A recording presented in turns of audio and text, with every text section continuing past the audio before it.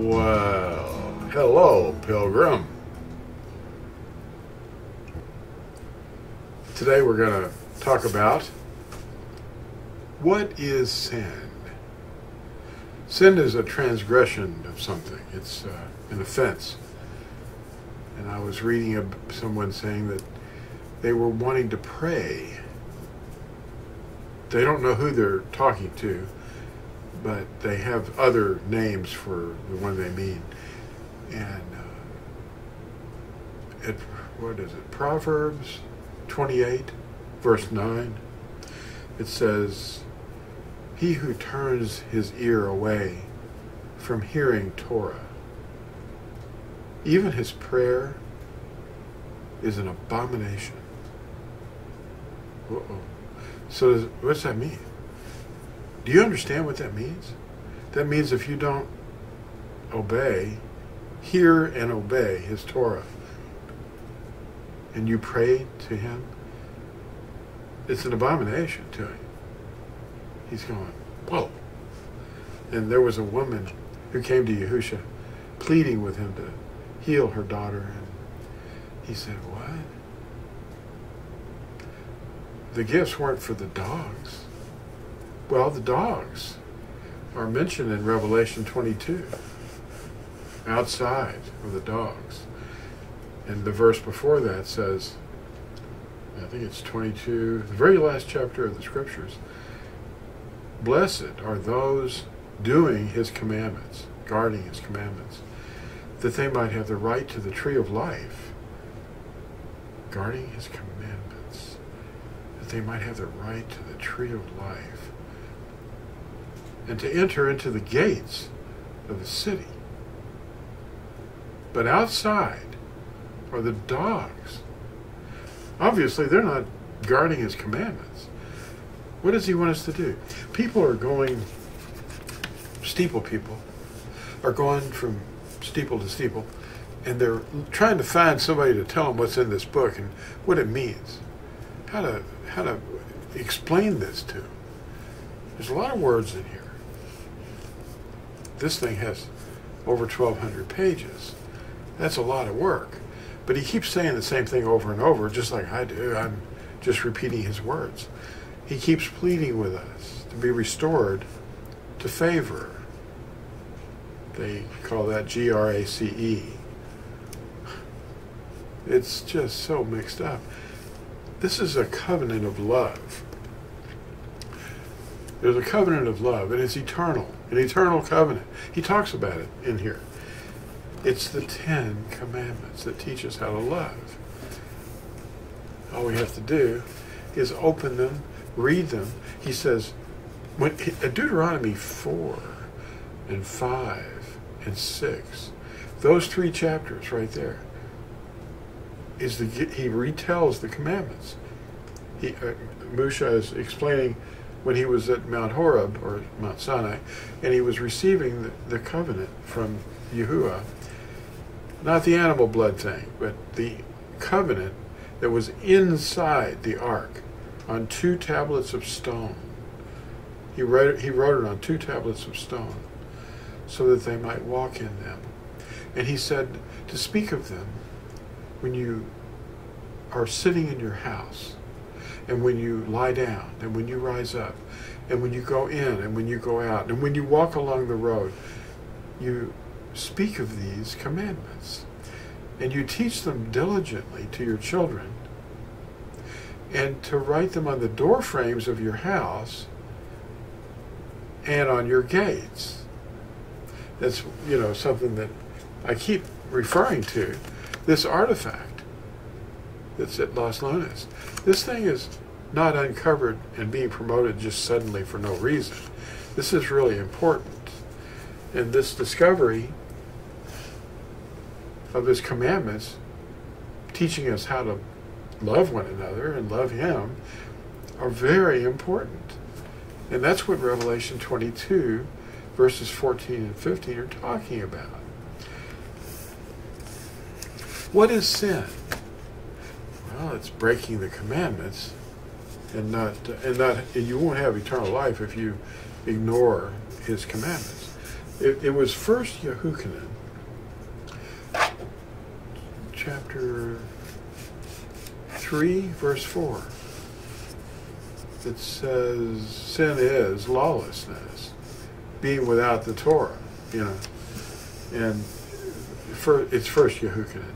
And first Yahuah chapter 2, verse 4 says, the one that says, I know him, but does not guard his commandments, is a liar. And the truth is not in him. The truth is the Spirit of Yahusha. He is the way, the truth, and the life. He's eternal life. And when you know that, you know him. And when you have his Spirit, then you have him. And you have love, because he is love. He guides us in how to love. How to love Yahuah are in the first 4 commandments. Briefly said, they are, number 1, I am Yahuah, your Elohim. Have no other before my face. Number 2, you do not bow to images. Number 3, you do not cast the name of Yahuah, your Elohim, to ruin. Number 4, remember Shabbat, Yom Shabbat. That's the 7th day. To keep it set apart, to keep it Kodesh. Number 5 is honor your father and your mother. Number 6 is you do not murder. That includes hate in your heart. Number 7 is you do not break wedlock. Number 8, you do not steal. Number 9, you do not bear malicious witness against your neighbor.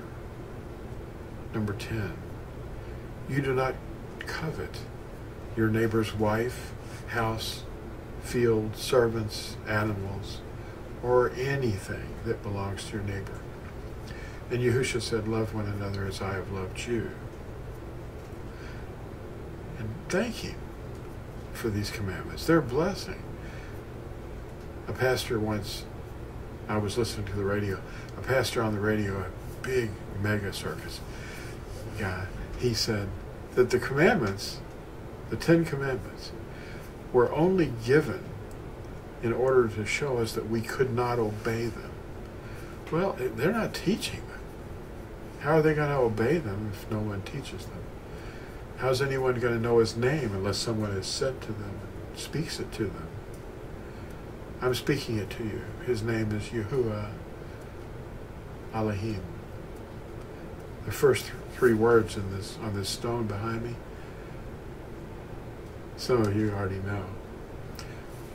It translated, it says, I am Yahuah, your Elohim. But the first 3 words is Anoki Yahuah Elohik. I am Yahuah, your Elohim. He doesn't have a name that's not Hebrew. It's the Hebrew script, the Hebrew language. You don't just say, hey, I don't know that, I speak English. Well, his name's the same in every language. You have to realize that your name is the same in every language too. He just wants you to know his name. And he wants people to go and teach his name, immersing in his name. And to teach everyone to guard everything that he gave us to guard. Who are the us? Who are we? We're the Natsarim, the branches of his teachings. He didn't say, I am the vine and you are the Christians. He didn't say that I am the vine and you are the Hindus or the Buddhists.